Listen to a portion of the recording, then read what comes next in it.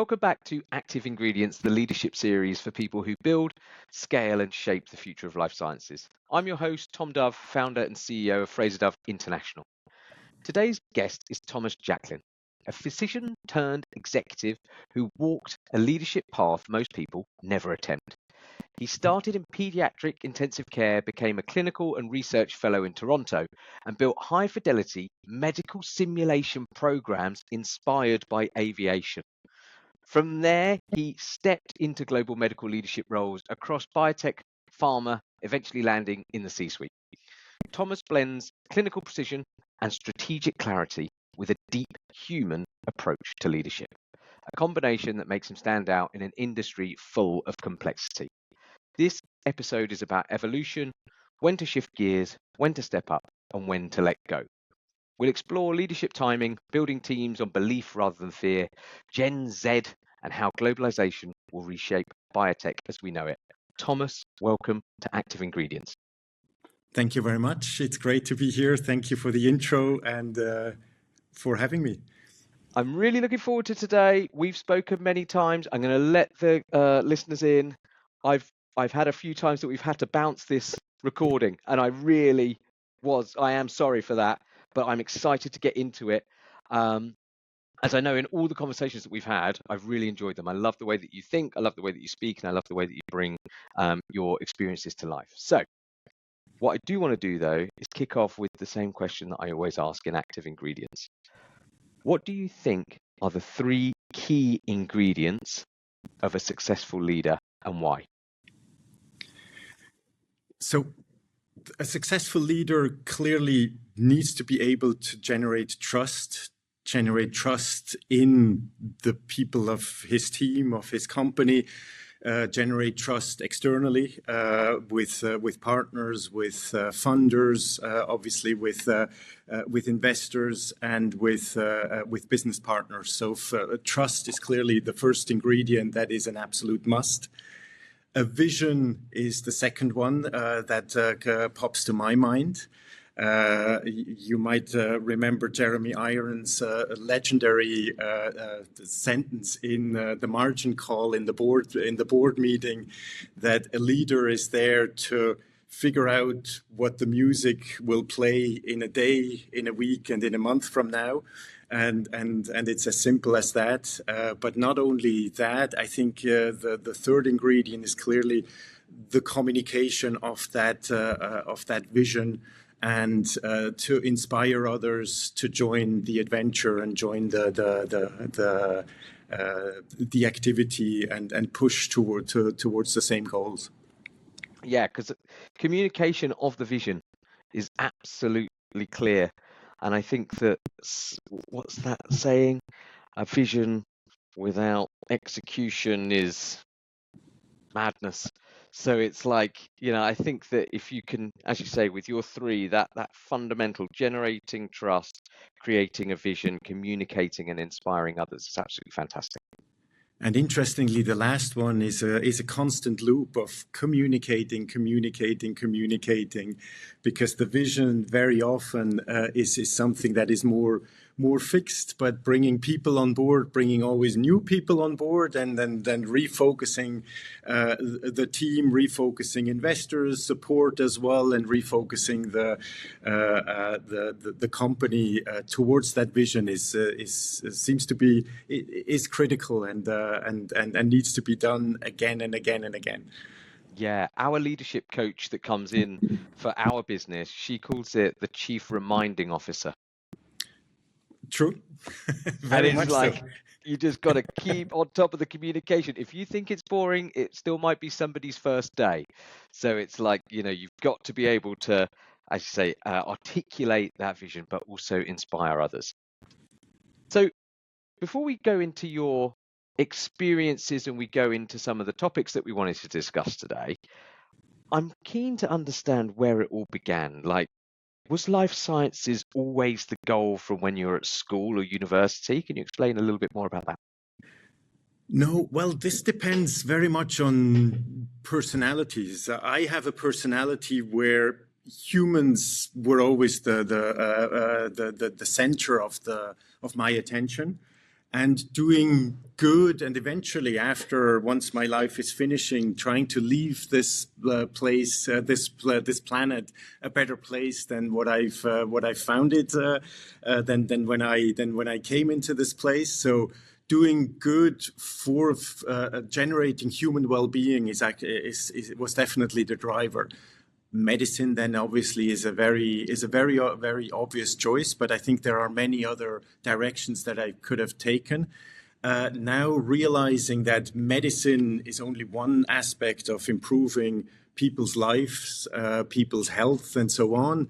Understanding that holistic and human-focused leadership is actually a way of not only be more productive, but then also generating a lot of happiness, fulfillment in the people that are actually in those organizations, making things happen. And that has become increasingly my focus, both externally facing the patients that I'm trying to serve as a physician, the populations that I'm trying to serve as a drug developer, and ultimately then the team and the companies that I'm working in and leading is the focus, has always been the focus, and medicine and drug development is just the expression of that focus.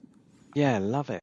And did you have any, like, as a teenager or as a child, did you have anybody that you saw in either the industry or saw as a doctor, or was there anything where you thought that's the kind of path that I want to go on? I would love to say yes, but the answer is no. No. It has been a very painstaking approach to figure out what I actually like. A painstaking approach of figuring out what I'm actually good at, and where I could unfold this desire to do good for the human race and for people around me. So it is, to be honest, I'm not there yet. Right now, I'm still searching of how to refine my purpose with and align my activities with my purpose. I'm not completely there yet, so I've resigned to the fact that it's probably going to be a lifelong process. So no, I have not that nice story that, oh, I always knew that I wanted to do this and that, and then just followed my North Star. I like this though, because this is a lot of soul searching, but what you are searching for in your soul is good for the human race. So that's not a bad thing, right? True, absolutely. So when you took that first kind of opportunity to move into medicine or move into, university, where you thought, okay, I'm actually going to make a career out of this. What was that first catalyst that started to move you out of the kind of academia and into the hospital? The driver for that was that I had the opportunity or privilege when I went to North America, Canada in particular, to do my fellowships, to be immersed in one of the most reputable children's hospital, the Hospital for Sick Children in Toronto, and there dive into a very, very collaborative research environment where it wasn't kind of the mindset, oh, I'm doing this on my side. I don't want you to see what I'm doing because I'm afraid that you are going to steal my ideas or my data. It was actually, hey, come and look at my data and help me improve it, and I can maybe help you improve yours. So a very collaborative way, and that with like the top experts in the field that I was researching, that I was doing medicine in, and research, and the research part of my fellowships. Coming back, it felt again, I found again the much more European, much more Swiss way of doing things, and that did not necessarily do the trick for me. So I had some contacts at that stage with the pharma industry. Obviously, saw that they are reaching out to the top experts in the field, and determined that they were doing research at a very high level, qualitatively very high. They have to do it because of all the regulation, because of all the scrutiny, or the public scrutiny of the quality of research that they're doing. And then ultimately found a little bit of that frontier of where the research stood, and that collaborative spirit between academia and industry on the highest level that inspired me in Canada. And that's ultimately was the driver to why I changed. It was only then that I actually learned in the industry that leadership was written with a capital L, much more than in the public health sector in the hospital, where leadership capabilities were a much bigger driver of success and of your career than maybe it was granted in the hospital. So that was a clear difference in mentality that fitted my personality very well. Yeah, so I've never regretted to having made the switch over to the industry and making things happen there in a much more complex, much more broader global environment than the regional, local environment that I was working in the hospital. Yeah. And when did you feel like a leader for the first time?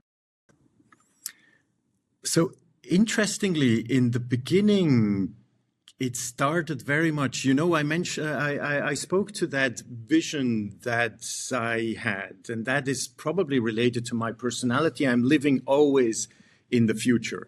And therefore I'm shaping the future in my mind of what it could look like, and I'm dreaming of what that future could look like if we are doing things in the present the way they should be done. And so initially, it was clearly frustration, and frustration is an energy that just needs to be channeled, to be quite frank. And so initially, it was a frustration why the people around me don't get it. And that is before I realized that I was a leader. And then ultimately, it was probably when I was joining a small biotech and had the privilege of building up the European headquarters, came at the very early at the foundation of that biotech. I came into the company and was able to build up the European headquarters. I could contribute building up the entire company, like hiring 150 people over 2 years, going IPO and so on. It was a really a heck of an adventure. But it was when I left that company that the feedback that I got was very similar to the feedback that I got when I left my team in the hospital, and talking about that father figure, that vision that I brought, and that motivation that this procured to people I was working with. And then I thought, this sounds strangely similar between those two instances. And I was starting to think that maybe I should take a little bit of credit, and maybe I was responsible for part of that magic that happened in both of those teams. And that is when I actually, in my next role, started to observe whether this is true prospectively, not retrospectively, and then ultimately found that this creation of trust and this creation of this magic of when people work together in a synergistic fashion towards the same goal, with motivation, with energy, with an environment of psychological safety, that this magic was actually what I contributed to significantly. And that's when I felt as a leader, I would say, in the next role after that biotech adventure that I just outlined. Yeah, a very humble answer, I would say, because it's really interesting. Some people I've interviewed here are like, yeah, I was at Scouts when I was 12 and I realized this is my moment, and it's like it was their destiny to be a leader. But it looks as though you've taken all of this, like you're living in the future state. Maybe you didn't get the chance to look at what you had achieved in all of these different aspects of Yep. your professional life. So it's taken you a little bit longer to actually realize, okay, I am a pretty good leader. And what comes to my mind was the goodbye speech of Jacinda Ardern. I'm not sure if I'm pronouncing the former New Zealand Prime Minister's goodbye speech in their parliament, where she really said that some leaders are doubting themselves, even though they're at the head of a state and doing obviously a brilliant job like she did.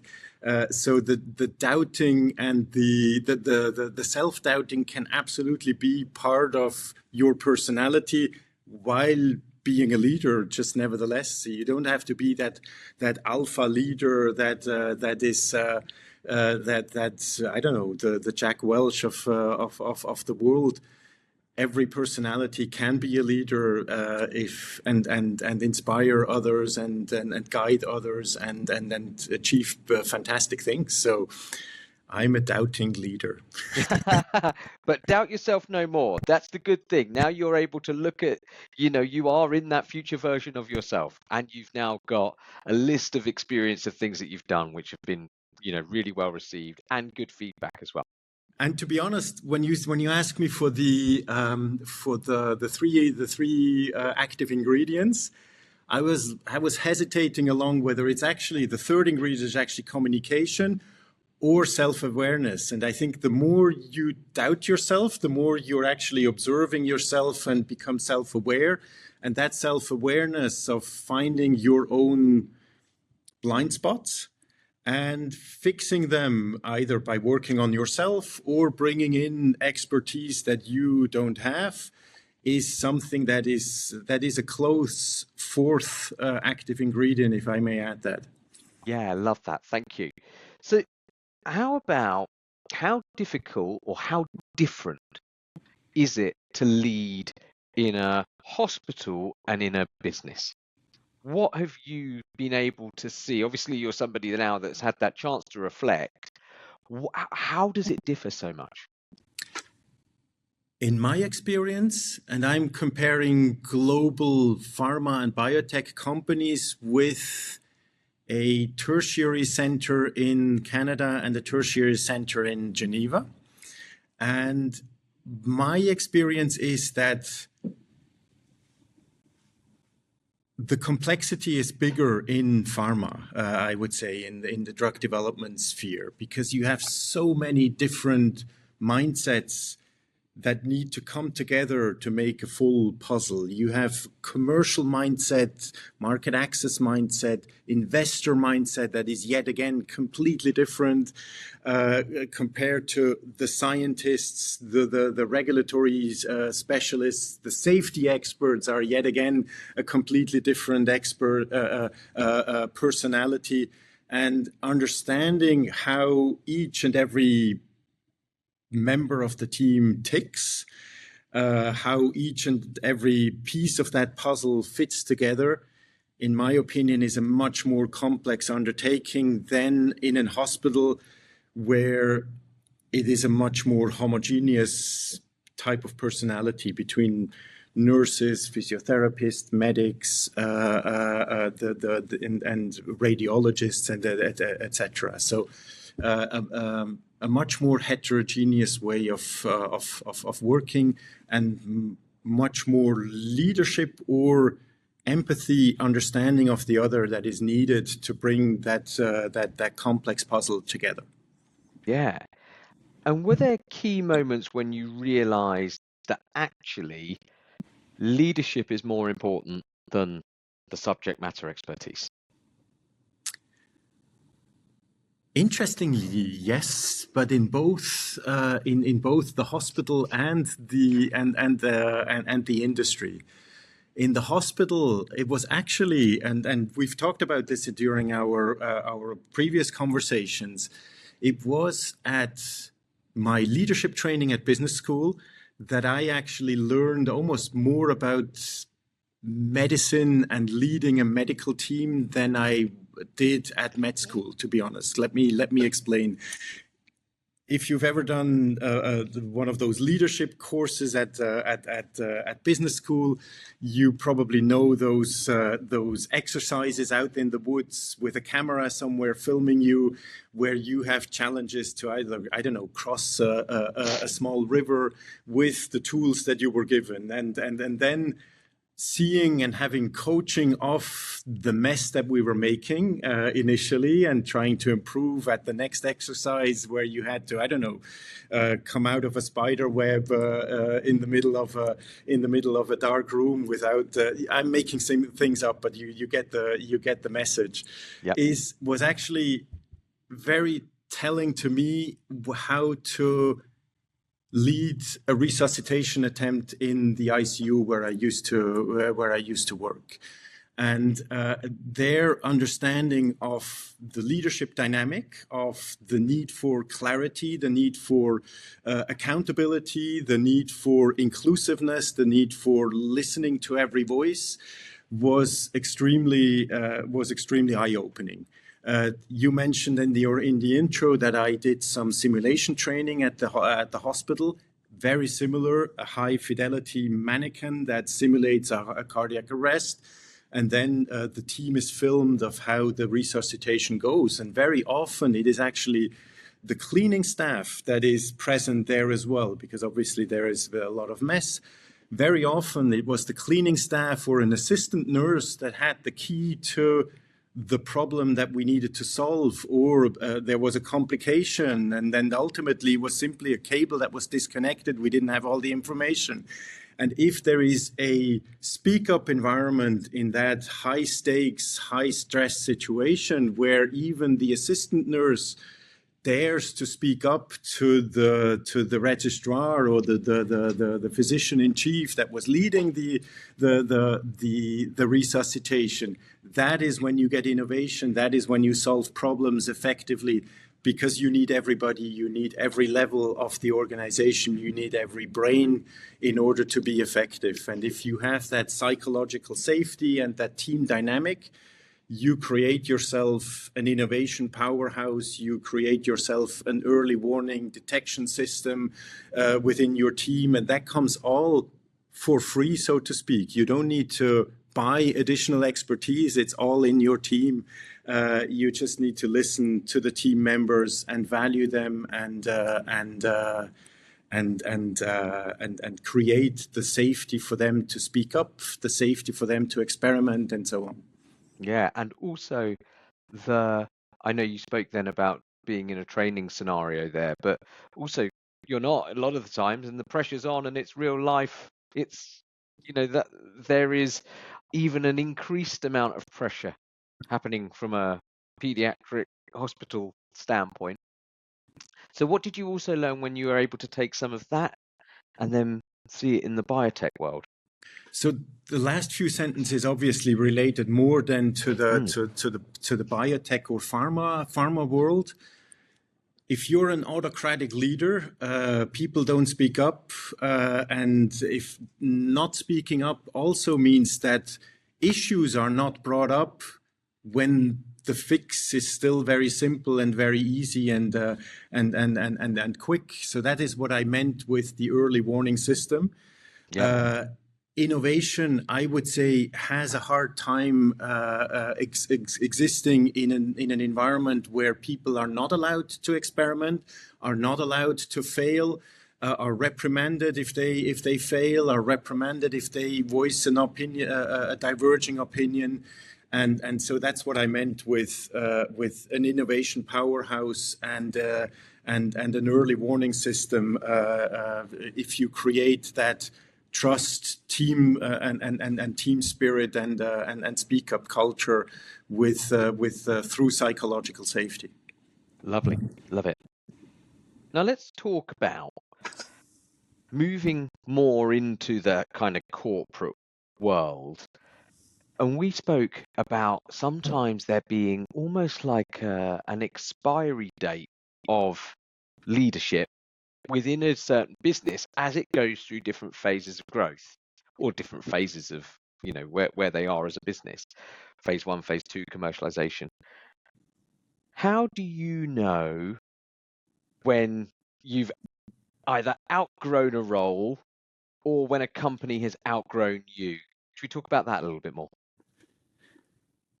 So, having spent time both in early stage biotechs and late stage biotechs as well, but pharma companies, I've noticed two key maturation phases of drug development projects. One of them is when things are coming from research in phase one. I would still count towards the earlier phase into phase two. That's one of the key transition phases, and one when towards the end of phase three, launch preparation and so on. The first transition stage obviously is when all the research that has been done previously, all the data that was gathered primarily preclinically and then in healthy volunteers, go into patients. And that is when the complexity of the drug development endeavor is literally exploding, because that is when regulatory aspects come in, when market access comes in, when considerations come in, when patients' perspectives come in, when unmet medical need, prescriber behavior, and commercial success comes in. And that complexity is a very different ball game than the research aspects of our industry. And the second one, and I'm getting to in a second why I'm mentioning this, is obviously once these aspects come to fruition towards a successful, it looks likely that there is a successful registration and launch preparations need to happen, and considerations of successful market access negotiations are planned and so on.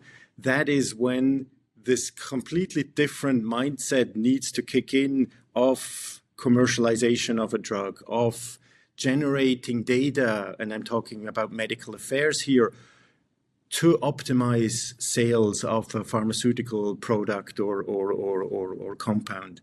And that is a completely different mindset than the development mindset yet again. And so I would say there are those two high risk periods where it is very likely that if you want to bridge as a leader from one period of maturation to the other, that your knowledge might not be sufficient for the next stage. And therefore, as a leader, those are probably the moments when you need to be extremely self-aware and have probably an external view, because very often the team or your peers know much earlier that you've become obsolete than yourself. And I have a personal example about that. That indeed it is a lot of self-awareness, a lot of mirroring, a lot of mentoring, I think, is needed if you want to successfully bridge that gap. Is it possible? I think sure, but it takes a whole lot of introspection, self-doubting. I think that's where the advantage of the self-doubting comes in, because you're questioning your own beliefs, and then that's how you can adapt to new situation. And resilience is required. So.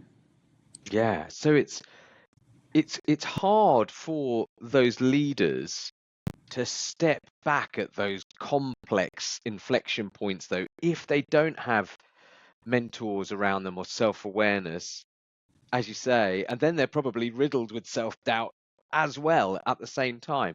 Is there also another thing that you would add on here, though? It's like, if there is a self-awareness, you have been given the right advice from the right mentors, to then invest in yourself to make you better at being able to adjust to that next stage, to see if you can get through that complex stage and lead into the next phase? That's a theoretical question. That would imply, if it wasn't theoretical, it would imply that I've successfully managed to transition there. I think what it takes is an extremely open mind about my own shortcomings, figure out during those high risk moments. I think when you're sitting behind the car and it's dark and it's snowing, oh, now is the time that I really have to pay attention to my driving, to the speed, to how I accelerate, how I brake. So I think it's very similar in these kind of critical transitions. I think as a leader, it's very important to be very careful about how prominent you stand up for your visions, but how inclusive you are to listen to diverging opinions in the team, diverging opinions from all sorts of from all around you. I think that would be my answer to your question. Great analogy, thank you. So on top of the complex inflection points, are there any other signs that like a biotech or a life sciences company is ready for a new type of leadership? Have you felt anything else in a business where you go, okay, now is the time that we should be looking at how we either develop our leaders or bring in new people? So here I would bring in my personal experience and reflect a little bit on that. So to be perfectly transparent, I was terminated at that company that I helped growing up to 150 plus people, helped going IPO, built up the European headquarters, actually triggered the spin-off from a big pharma company of its two lead assets, and eventually was leading the European headquarters and had a new chief medical officer put ahead of me. And that was, at the time, a very frustrating experience, because obviously that new chief medical officer had to build his own reputation and got to get on top of his leadership duties, which was inevitably linked to taking away some of what I was doing previously as the most senior medic in the company. In retrospect, I realized that for a biotech company in general, but definitely one that is set up on both sides of the Atlantic, it was absolutely critical to have credibility with US investors, and therefore having a chief medical officer in the US was absolutely critical for the success of that company at that stage. And therefore it was inevitable that my boss had to be in the US, and that I had to give away some of what I was holding dear ever since the spin-off from Big Pharma. So giving away my baby if it was going to thrive eventually. And I'm saying that in retrospect, I'm connecting the dots retrospectively, that knowing that your own expiry date is something that you have to, that is also quite natural in such a transforming environment like biotech and pharma development, is something that is not a bad thing, and you can absolutely own it and live with it, so to speak. So that was my learning of realizing that sometimes it's bigger than you. It's not personal. Could you have communicated it more transparently and make it easier on the team, on the person? Probably you can always improve on that. But I think that is where I'm trying to now focus my attention, is to bring people along and help team members make the transition and make it much more work on the transparency and the inclusiveness and then the communication of those kind of transitions that a project is going through. And also having the ability to give back, from a mentoring standpoint. The best mentors are those that can eloquently bring to life their lived experience for other people, so that they can learn from them with no kind of airs or graces. It's like, this is what happened. Now I've reflected on it. This is a different viewpoint that I have on that situation. Indeed, like scars help to some extent.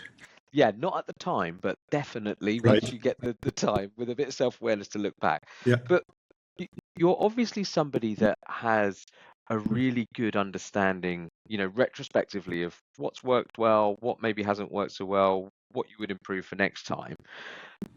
What I'd like to do now is talk about how you've built high-performing teams, because you've got good experience of doing that. And you and I have spoken about almost not like a formula, but almost a framework of how you felt that you could bring a team to a really successful place, not through just ability. Can we talk about that? Sure. So what are your non-negotiables, I suppose, when it comes to building a team, because you've done it from scratch as well? Yep. So I would say non-negotiable is definitely integrity and transparency. And non-negotiable is the ultimate goal of creating trust. But then it is pure introspection of, in the team that I'm sitting now, what prevents me from having trust with my colleagues? What prevents me from having trust with my superiors? What prevents me from having trust with those that report into me? So it's a clear introspection that led me to believe that building high-performing teams is like building a bicycle wheel, which is a very intuitive and unscientific way of proceeding. You can't go and connect the hub to the rim and with the first spoke and tension that spoke to the desired tension that you would like, ignoring all the other spokes. I think it is initially you have to put all the spokes in place and give a little bit of tension to all the spokes. And then it's an iterative process to go round and round and round and increase in a circular fashion the spokes to the desired tension. And when you get the desired tension, you have a wheel that goes fast, that corners like crazy. Not sure if you're a biker, but it's a different experience if that's the case. And for me, it is very similar with high-performing teams.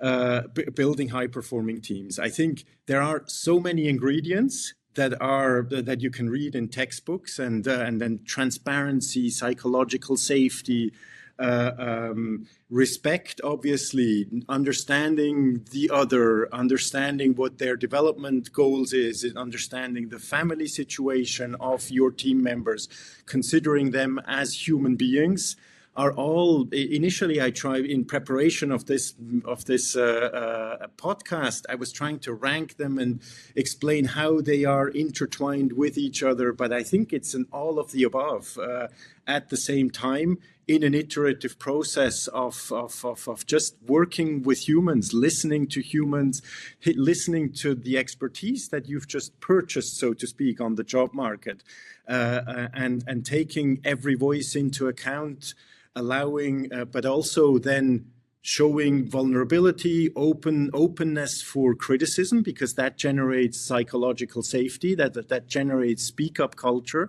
You can't be an authoritarian leader and order people to speak up. It needs certainty that people can, as I said before, experiment, are not reprimanded if they voice differing opinion, if are punished if they actually even disagree with me.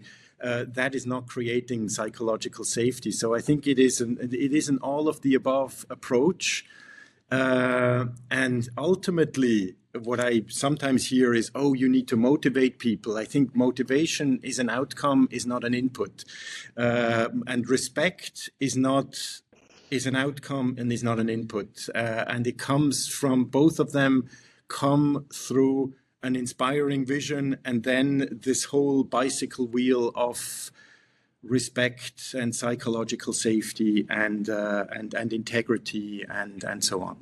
Yeah. And one of the things that you and I have spoken about before as well is when you are even interviewing people for your teams on top of the integrity, transparency, thinking about that wheel analogy. But you said how important belief is, and either that you're trying to instill it or trying to understand somebody's inner belief before they come and join. Can we talk about that a little bit more? So when I interviewed people and then in the debrief, some other folks share their experience and say, oh, he has done this and this and this, but he hasn't done that and that and that. And I was going, oh, shit, I haven't actually spoken about that. Because indeed, I was more susceptible of, sure, a few questions of whether they could do the job that we mostly want them to do. But then mostly what kind of language they are using, what kind of words they're using to describe their drivers, to describe why they're doing what they're doing, why they how they describe of why they have actually even applied for this position and so on, gives much more in-depth information of whether they would actually be a good fit or not, rather than do they tick all the boxes from the job description. In the end, if they don't tick all the boxes of the job description, or if they don't like some of those aspects, I'd rather play into someone's strengths and try and fill the gaps that this person leaves open on the job description that is there, because that person will be much more motivated, will be much more energized, fulfilled, rather than squeezing somebody into tasks that he or she isn't good at, doesn't like, but is in the job description, and therefore he or she has to do it and gets a bad ranking at the end of the year if the job isn't well done. Well, surprise, surprise. You're good at what you like doing, and you're not good at in what you don't like doing. So I think we need to learn to play into this and not consider people like commodities, like in the 80s or 90s. We need to start building people and playing into people's superpowers, because every one of us has them. Yeah. And that's when I think you get those magic results. Yeah, I agree. But also what you're saying is like really tuning in for me for Gen Z talent, because they're going to be like a whole different, that's definitely not 80s or 90s leadership style. Yep. How do you feel that leaders of the future need to adapt to meet the expectation of that Gen Z talent pool?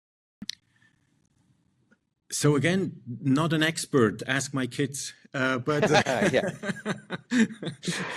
but I think what I observe is a very short attention span and a desire to have impact right from the start. And I think we can all have impact and considerable impact. Even in a match factory, there is impact, and there can be inspiration. And I'm sure that the leaders of a match factory is inspired to do what he or she is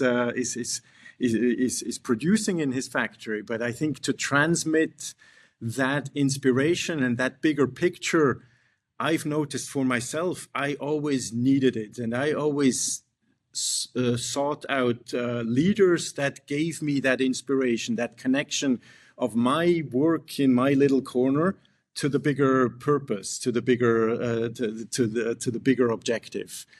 And I've noticed that I'm not alone in this, and that a lot of people are much more engaged and involved and fulfilled if they know how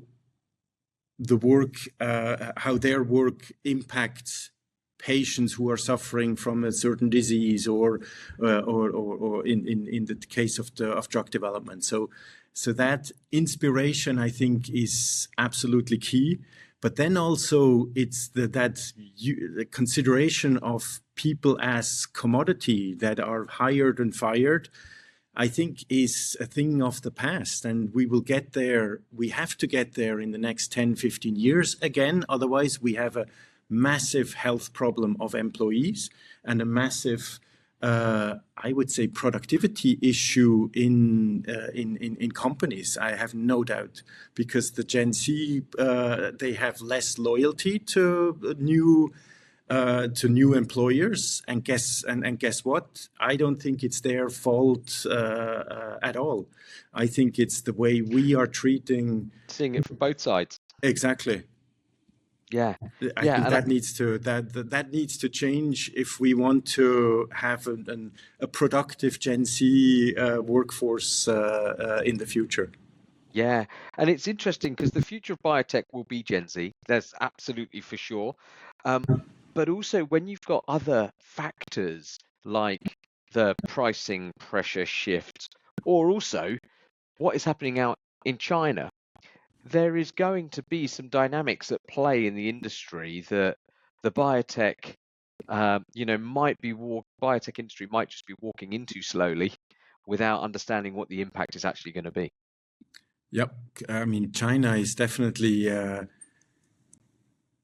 trend in the industry that I don't see a lot of reaction to in the old world, in US and Europe, of how to deal with this. At a recent obesity conference, the majority of positive phase 2 data that was out there in the dozens came from China. At some stage, I even thought, whoa, I have already seen this abstract a little bit further down and checked, and it wasn't the same compound, it wasn't the same study, but just generating data at a speed that we are struggling with, I think, in the old world. And it needs a considerable mindset shift to ease some of the hurdles that we are dealing with, but also make our brains work much more flexibly if we want to keep up and stay relevant. Yeah, because I was going to say, where should the European and US companies, I suppose, be learning from China and the way that the biotech part of the industry is evolving over there? So I see the main advantages of China right now. Obviously, they have a huge pool of talent, and the more diverse, the bigger the pool of talent, the bigger the innovation. That's almost like mathematical. But then I see also, because of the huge patient pool that they have, they can run studies very, very quickly once they're up and running. But having implemented studies about 7-8 years ago, or tried to implement studies 7-8 years ago in China on an ultra-rare disease, and it was a really very prolonged process and very complicated process. And now hearing from some of my colleagues of how easy it is to start clinical studies in a snap right now, I think the China FDA has really done some of the things right in terms of facilitating, accelerating the process. How much corner cutting is in there, I don't know. I don't have I'm not the expert in this, because I don't have personal recent experience with starting up studies in China. But simply from the metrics, I think they've done a phenomenal job in creating that fertile environment for this innovation growth that we see to happen. And I think it's that fertile ground that might not be necessarily present for startup companies here in Europe, for financing small biotechs here in Europe, and for growing them into late stage companies. I think that is what we don't do very well here in Europe. And I think there is a lot that the political side and the regulatory side could do to facilitate that, so that we can stay relevant as a continent or as an old world, including the US as well. Yeah. What excites you, I suppose, about the future of life sciences? Is there anything that you're kind of rubbing your hands together going, oh, I wish I was, in that part of the dynamic? What excites me is clearly the innovation that is ongoing. The progress, the leaps forward that have been done. You can criticize, for example, the obesity drugs for many reasons, but they have such they brought such innovation to such a broad array of indications of diseases. You look at CAR T, you look at adjacent cell therapies, gene therapy, and so on, how much certain cancers are now absolutely considered curable diseases, etc. I think participating in that innovation and driving a few more of those projects over the finish line, I think that is what I find tremendously exciting. And to make this world a better place, I think that is why many of us are in the pharma industry, is to help people with diseases. So that is that I find that exciting. Yeah, and what about the future of leadership? Future of leadership. I've spoken to this a number of times, or hinted to this a number of times in this conversation. Future of leadership, in my opinion, has to evolve dramatically. I think future of leadership has to make leadership, out of leadership, a topic. I think simply because you're a content matter expert and then you're good at managing projects and know your subject matter very well doesn't make a good leader of you. And then making leadership a topic in selecting leaders, in promoting leaders, I think is an absolute must and an absolute early step in improving future leadership. But then I think I've mentioned the 80s, 90s leadership style, the authoritarian leadership style. It is not the only leadership style that is out there, even though it is still the most prevalent one, of the all-knowing leader that is giving directions and is hard and is not very good at listening and taking feedback into account. I think there the leadership to choose a color needs to become much more teal, so to speak, needs to be much more inclusive, much more inspiring, needs to take the human aspect into account much more. Because guess what? It's not the computers or the machines that we buy that make the great work. It's the people that operate those computers and machines and so on that make the good work. So why are we treating in our current business environment people so badly? Hire them, fire them at our will, and don't necessarily communicate with them, don't listen to them, don't inspire them to do great things. I think that needs to change urgently if we want to get on top of the mental health crisis, the mental health epidemic that we have out there, the anxiety epidemic, the joblessness epidemic, that many regions face. So I think that is where leadership needs to evolve. We talk in 10, 15 years from now, I'm sure this is going to be reality. But right now, unfortunately, there is an increasing number, but a small number that is convinced of this. Yeah, well, Thomas, your desire to do good for the human race and for those around you has been absolutely weaved throughout this episode. This has been definitely one of the most human-centric active ingredients episodes that I've recorded. So thank you ever so much for your time. I've really appreciated it and really enjoyed today's episode. It was brilliant to talk to you, and those questions you see are the future and are absolutely fascinating me. Perfect. Thank you, Thomas. Thank you. Take care.